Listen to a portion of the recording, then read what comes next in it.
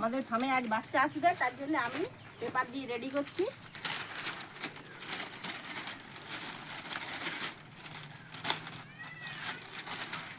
সব বুডিংগুলোকে এরকমভাবে পেপার দিয়ে দিয়ে রেডি করব।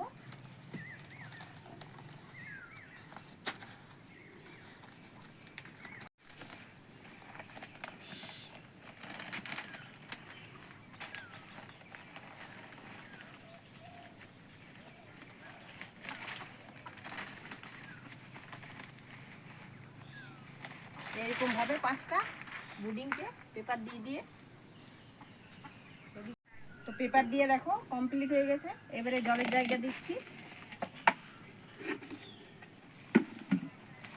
এইভাবে প্রত্যেকটা বুডিংকে তৈরি করে নেব।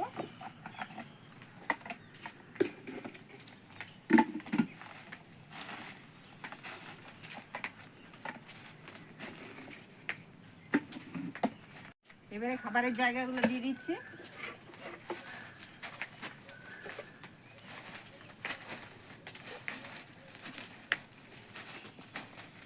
না না,